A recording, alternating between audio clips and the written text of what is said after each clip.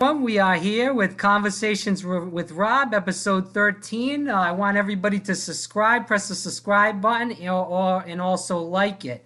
We're looking for some new viewers. We have quite a few, a good turnout right now, but new viewers always good viewers. Today I have a special guest who I'm really fond of. It's John DePetro, the independent man. And John, before we get into this, and I tell the viewers where to listen to you, who's the real independent man? The guy on top of the Rhode Island State House or you?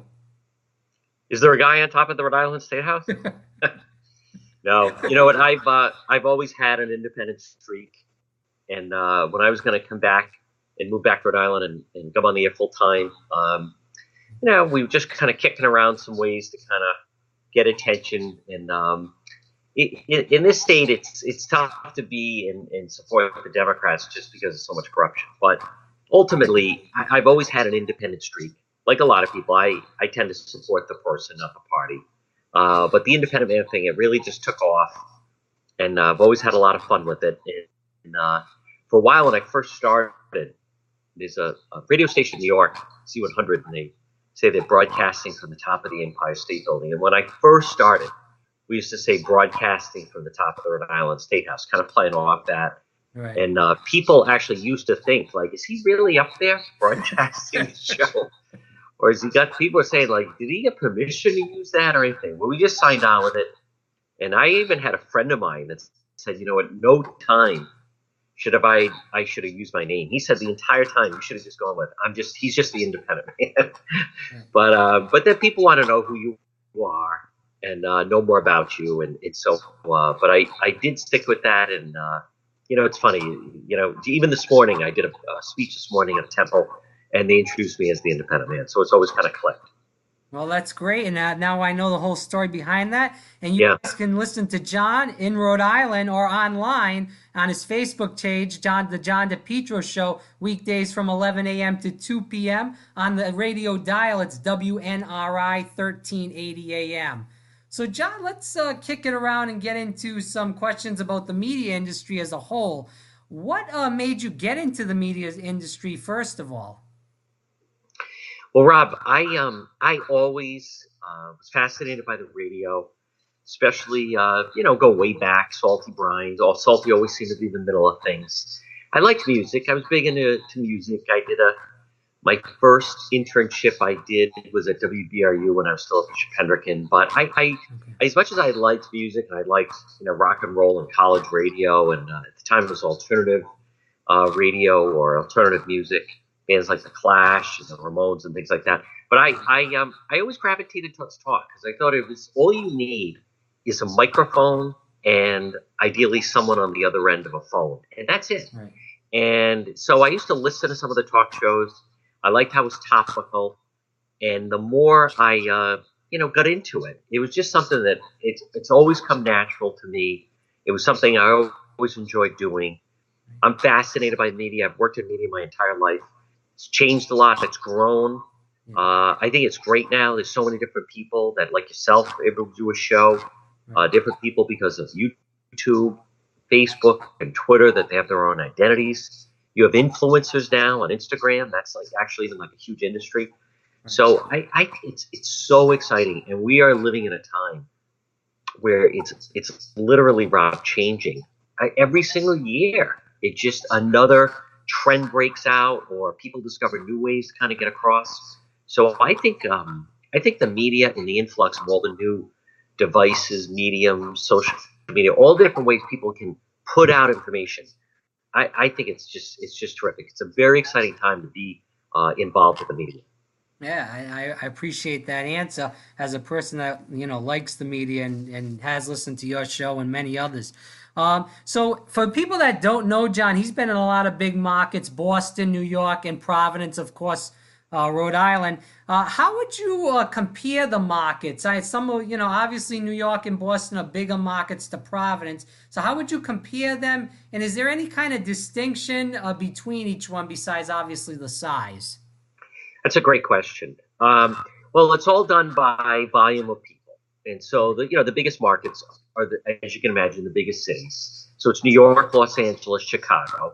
Boston is a top 10 market. I was in Boston for 3 years. I was actually even in Boston longer because I was doing a Saturday show there, and then I eventually worked into a full-time situation, and then I've been in Providence the longest. But I filled in on national shows. Michael Savage, that's 10 million Right. people coast to coast. Chris Plant, that's millions of people coast to coast. I've done consistent work in Washington D.C. and in Kansas City. Rob, the biggest thing is if you have a good sense of current events and you know where you stand, then it's a matter of, it's actually very personal because you're putting yourself out there, you're putting your views out there, and then you have to see whether or not the people respond to it. Now, as far as the different topics that take off, the New York market is really incredible. It's changed a lot, but the New York market is actually made up a lot of New Jersey, Long Island, so it's very diverse with the tri-state area. Now, as far as Boston, as much as I like Boston, Boston is dominated by sports, and so Boston first and foremost is a sports town. I mean, you have two full-time sports stations with EEI and the Sports Hub, Right. and they both do very, very well. New York, it's a little bit different because you have more of a focus on news. And the amount of people in New York that take public transportation. And again, it's really diverse because you get people in New Jersey, but Long Island, into Connecticut, the Bronx. Where Rhode Island is different is Rhode Island doesn't have, people pay attention to sports, but it's so local. It's actually the entire state is like a giant city of 1 million people. So it's very, what makes the Rhode Island area a great talk market is because of the connections people feel they know each other.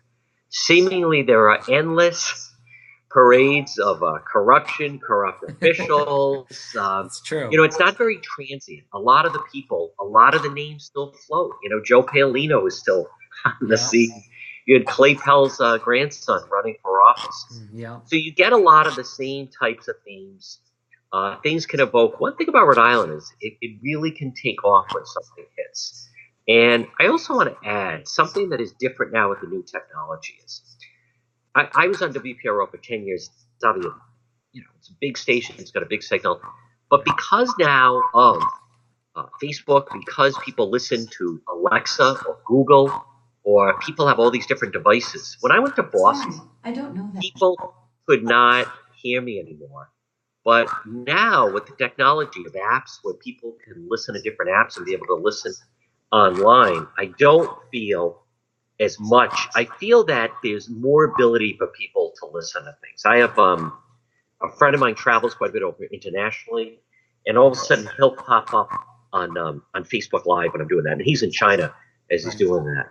I have a sister that travels quite a bit to Vietnam, and she can listen online. When I went to Boston in 2004, you couldn't listen online. There was no such thing as Alexa. There was no Facebook Live. There were no free apps to download or anything like that. So the ability for people to listen, and people are doing their own stations and so forth, or just their own brand, it really kind of frees up what people like myself can. You eliminate the middleman, you eliminate the station, and you become the brand, and then you just use a radio station to kind of get your product out there. So that kind of leads me into the question, two more questions on radio, and then we want to dive into the state of Rhode Island issues, which there's, as you said, a lot of corruption, and there's a heck of a lot of issues in the state. What we've seen radio kind of, I guess local radio is kind of like still there, but it's mostly syndicated radio. As being in radio for such a long time, what do you think about radio in the future, I should say? Is it going to just stick to like Facebook Live, technology, like Alexa, as you said? Or is it going to go into something, or is it may die like newspapers, I guess? Well, all media has changed, and all media, has been revamped in some ways. So everything's constantly evolving. As far as the syndication, it's really bad for the market. I'm obviously not a fan of it. And then you look at who is it that's really thriving. So when you go into, what stations of the spoken word are doing very well, let's just say in Boston, WBZ is all news. They're local and live, really from 6 to 6, they do very well. You have the two sports stations that I mentioned. In the markets where they have good hosts or good product and they're doing live and local, they're doing very well. When people start to get into syndication, the problem is, Rob, that people don't feel as connected and they become disconnected from the station, and that's when the stations start to falter. Radio's seen tremendous consolidation. A lot of the owners are not maybe as diligent or as great or as well real broadcasters as they've been in the past. It's not going to go anywhere. In many ways, this is a tremendous time for audio. You hear about all these podcasts and different people doing it. But the thing is, there's still, a lot of the stuff that's out there is not great quality stuff, but some people are kind of jumping into it a little bit. Well, it's not going to go away. Newspapers aren't going to go away. Newspapers are just changing, though. Newspapers, they used to make tremendous amount of money off classifieds. They don't have that.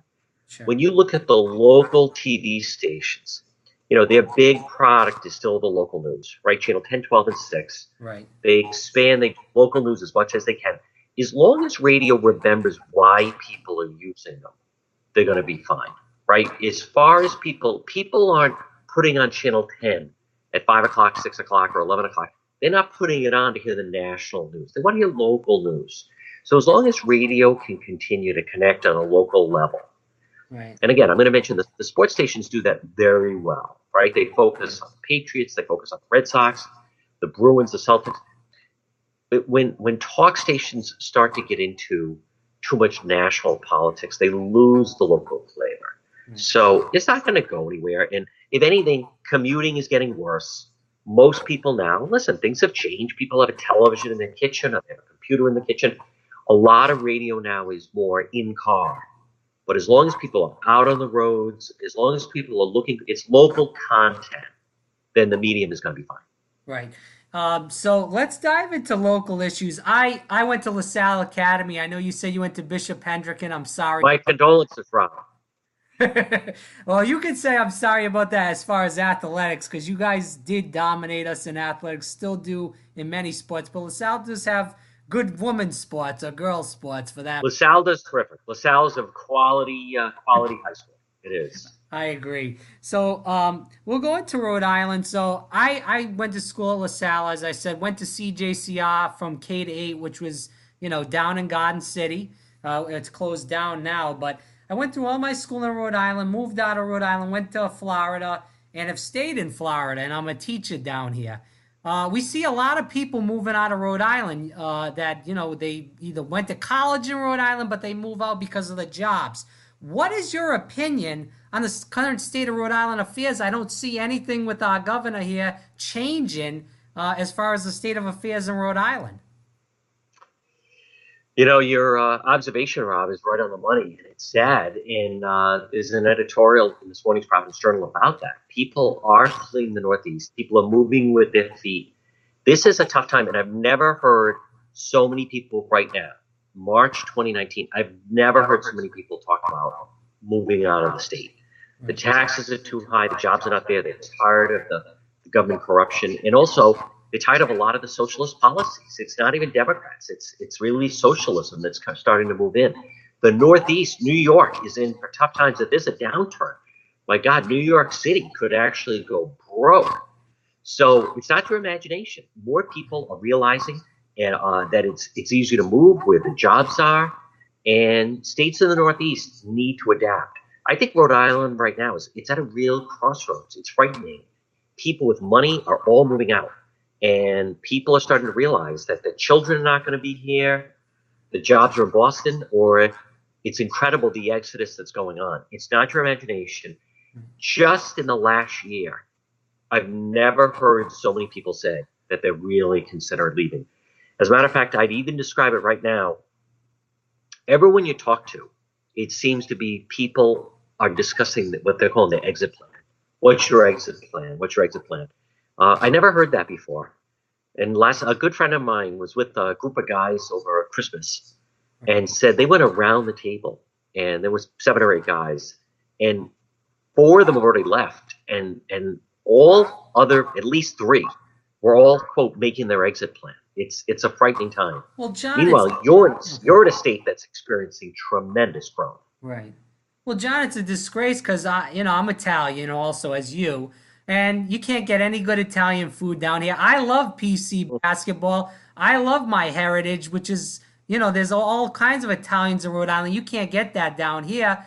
And but you look at the jobs, like as you said, there's no jobs in Rhode Island. We just had an election last year for governor of the state of Rhode Island, and we have a person that was Hillary Clinton's mini-me running around the state. That's right. Yep, and and John, I just want to say this: the only good thing if Hillary Clinton won the presidency is that she would take Gina Raimondo to Washington and maybe save That's right. the state of Rhode Island. That was the only good thing that could have happened out of a Hillary Clinton presidency. But I think you're right, Rob. And the governor was checked out on that. No, it's frightening. Raimondo has 4 more years. I'll tell you, Rob, what's really frightening is sure. what section of Florida are you in? I'm in Central Florida, the I-4 Okay. corridor, Orlando, Tampa. Okay. Yep. The problem right now is you had 4 years of Chafee, Yeah. 4 years of Raimondo, and now we're going to be on 4 more years of Raimondo. Yeah. That's going to be 12 years of governors that are not business friendly, that have their eye on something else. I'm not sure how the state is going to recover. The next couple of years are going to be very difficult times in the state. She's an egomaniac. She is not business friendly. She keeps spending money and adding jobs to state government. Governor Raimondo is turning out to be one of the worst governors the state of Rhode Island has ever seen. I agree, and we kind of digressed off to Governor Raimondo, but I want to. I'm sorry, I get a little upset about her and what she. That's all right. But I want to get back into the question. Do you feel like things? We kind of went off to how I feel. As far as taxes, she's taxing the crap out of us. Infrastructure, she says she made all these commercials in the campaign. The bridges are coming. She's building all these things, and education. In your opinion, do you feel like anything is progressing as far as those things besides them, as far as taxes going up? No, they're all expensive. Again, she's not afraid to spend money, but she's just not bringing the money in. And so the state, has had infrastructure problems. I don't think Governor Raimondo is an effective leader because she wants to be a progressive. She talks about trying to be business friendly, but Rob, I don't think they fully understand how to be business friendly. So between, some of the casting characters the state has had, between Gordon Fox and some of the state house scandals and other problems, whether it be in North Providence or it's the state is definitely at a crossroads right now. Meanwhile, the mayor of Providence is a mess. I think, and people I talk to will say, it's not what Rhode Island looks like now. The question is, what is it going to look like 5 years from now or 10 years from now?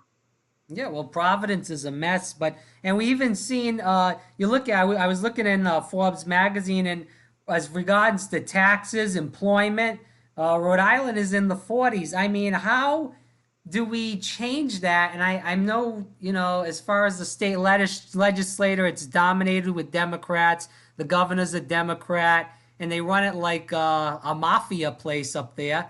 How do we change that? And they're not going to. They're not going to change it. And I'll tell you, this is the first time that I don't even have a plan of action. I'm not going to pretend I even know what to do. We're in uncharted waters. I really think the state is in a very desperate situation right now. And any downturn, it could just trigger a real catastrophe. So in the past, when we've had some leaders, that were rising through the ranks, I'd say if this could change, this could change. I think things are actually going to get worse. This is a really difficult time in the state right now. Well, in 2018, we had that chance to beat Governor Raimondo. Her approval ratings were low, and the Republicans. Yep. And I listened to Patricia Morgan on your show quite a few times. That was somebody that I thought could bring the fire and fury to her. She did it in the State House quite a few times. And Fung goes in there. He's afraid to debate her. Doesn't do anything. His campaign was a disaster. If you were on his campaign, what would you have done to attack the governor? Well, it's not so much to attack the governor. This past election, it's funny you mentioned that. There was a primary. Joe Trillo jumped out. He ran as an independent. He couldn't afford something like that. Morgan, not only did she run and attack Fung, which was fine, but when she lost, she then started attacking Fung. Every time that Patricia Morgan and Joe Trillo would be in the news after the election, Governor Raimondo was laughing about it. it was tough uphill battle for Fung because he was fighting different battles. He was battling Trillo was taking a lot of oxygen out of the room, and then Raimondo had a ton of money Right. and was sitting back. So I don't know what the answer was. Patricia Morgan, the fact she then, she was saying the whole thing was rigged, but that was ridiculous. This Right. past fall was big for Governor Raimondo. It was not good for the Republican Party. The Republican Party, Joe Trillo, Patricia Morgan, needed to come together, get behind Cranston, Merrill, and Fung, and try to help him get over the finish line. That did not happen. And as a result of that, Governor Raimondo was in a very good situation. It's easy, the Fung people, they had a very tough campaign because they were dealing with an incumbent governor who hid a lot of information. You got to remember, Rob, she pushed past the test scores that showed that Rhode Island was getting crushed by Massachusetts. She held back some job numbers. She was laying low. That was a real uphill battle. In order to beat her, the Fung campaign needed to run a perfect campaign, and they had too many bows and arrows going at them. But And then John, on top of that, it was very difficult where you didn't have a strong Republican slate, right. and Fung was really alone, and they were all the Democrats were attacking President Trump. Yeah. So that was a tough situation to be in. I'll tell you, Rob, to me, the office the Republicans needed to go after was the Secretary of State's office, because then until the voting situation is straightened out, Right. I don't know if we're ever going to have a fair election in the state. Certainly not with the way the situation is right now. Well, my family's friends with the Nadalillos. Why didn't he run for Secretary of State instead of Senate against Chafee? He wasn't well known around the state. He was in Coventry. He might have been well known in that area, East Greenwich over there. But he should have ran for Secretary of State. He probably could have won that race. He wanted to run in a Senate primary against Bob Flanders. He'd been dropped out when he didn't get the endorsement. I know people had multiple conversations. Bobby Nottolillo, who I like and respect, he couldn't be talked out of it. He wanted to run for Senate. So then you had two people that he dropped out, and then the Flanders campaign just absolutely got clobbered by Sheldon Whitehouse. It's terrible. It's tough. You had, three good candidates, Trillo, Morgan, and Fung, all running for governor. If you could have spread out the slate and had maybe Morgan run for lieutenant governor, and Trillo run for treasurer, and maybe Nottolillo run for Secretary of State, now you have a full slate of people, and it could have been a lot stronger. It just didn't pan out that way. Right. People can run for whatever office they want. Yeah, no, I agree. It's just we'd like to get some Republicans in there to at least balance the state out. In Florida, it's all Republican, although it's starting to change a little bit down in Florida. Yep. But at least there would be some balance if you got some Republicans in there. But I digress a little bit. That's all right. But last question. Yeah. So how long are we going here? I got one more question that I want to go to some fun things. So how is it? I can wrap up in a few minutes. I thought it'd be about 20 minutes. Go ahead. No problem. How was it to meet President Trump, and as far as MC the rally, and also meet him at the White House? I saw him at the White House. Yeah. Right. It's fantastic, Rob, because he's so focused and he's delivering on all his campaign promises. And the guy is he's one of the most gregarious people you'd ever meet. Right. They've had everyone after them. The Democrats are upset that he won. It's tough. They've said to me, how can you stand to live in that state with those people? I mean, they're terrible. They are terrible. But he is, listen, he's had obviously a tough first couple of years in office, but he's still standing. He is going to be very difficult to beat next year. And the more the Democrats go in a progressive direction, the more that President Trump is going to be standing in very good shape.